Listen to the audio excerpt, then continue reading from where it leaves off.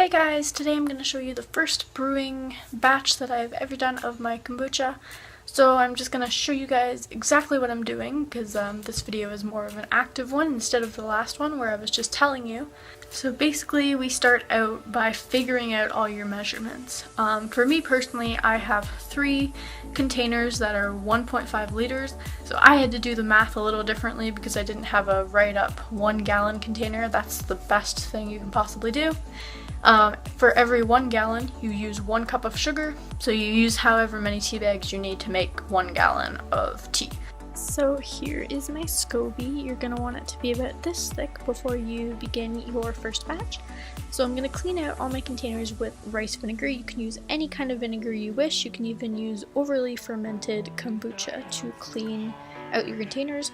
Whatever you do, do not use soap because this will kill your SCOBY and your kombucha. It's bacteria and they do not do well with chemicals. That will kill them, good and bad bacteria.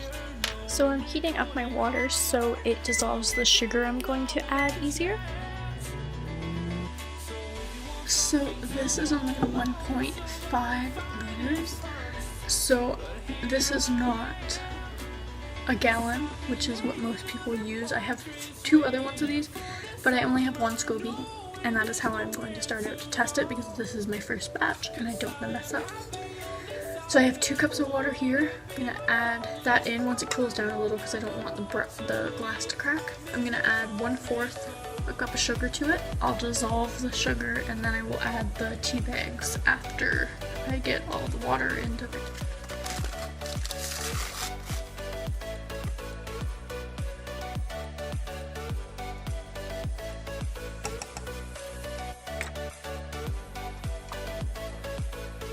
I don't have any wooden spoons, so I just use a wooden chopstick to mix it. Your SCOBY is less likely to survive if you use metal tools or plastic tools, so please try to stick to glass or wooden tools. So this is hot water, but I didn't boil it, it's just from the tap, and I'm going to add that.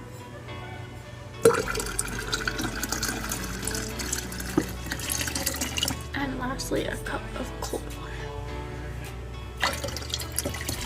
So I actually should have been adding 1/3 a cup of sugar since I have 3 of these and you need 1 cup per gallon. So I messed up and used the 1/4 a cup. So I'm just gonna put 2 tablespoons of sugar into there also since I messed up.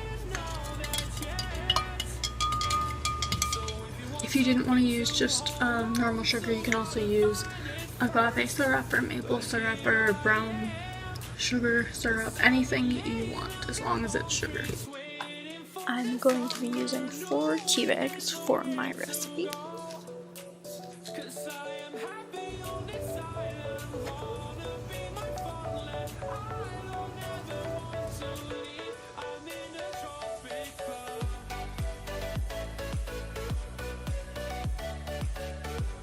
The water has to be room temperature, otherwise you will burn the SCOBY, so I'm just going to let this do its thing and let it cool down, and then I'm going to come back and put the SCOBY in. I'm also going to put my old used tea bags into this container because I keep them for other purposes, so that way it's not a bunch of waste.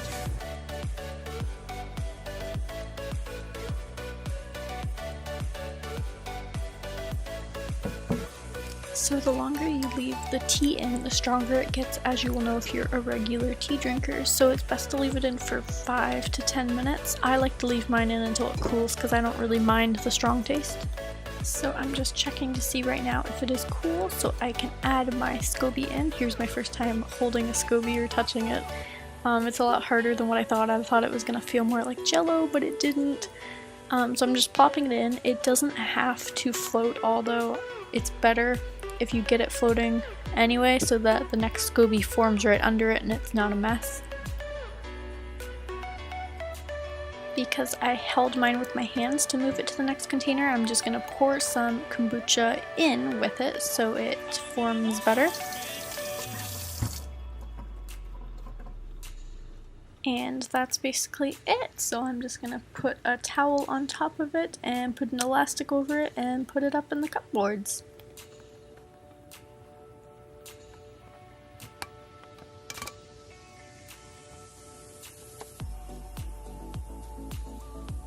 this stuff I can just throw out because it's not really kombucha. It was just to make the SCOBY in, so it's basically all kombucha, but it's super fermented, so it's gonna be really vinegary.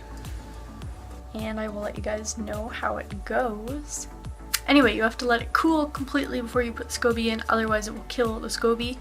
And then you just put your towel on top with your elastic, and there you go. There's your kombucha. You just let it sit for about a week or two. Then you can move on to the second fermentation process if that's what you wish to do. So yeah, I hope you guys enjoyed this video, and I will see you guys for another video. Hey guys, gotta tell you something. Kombucha. I literally just tried it and it made me burp. But it kind of tastes like ginger ale mixed with like ginger beer, except for it doesn't burn your throat, but it has that taste because there's ginger in this one. Anyway, if you do not know what kombucha is, it's basically sweet tea, which is fermented using bacteria culture, and that turns the sugar and the caffeine into vitamins, minerals, and acids, and it's good for you and it's healthy.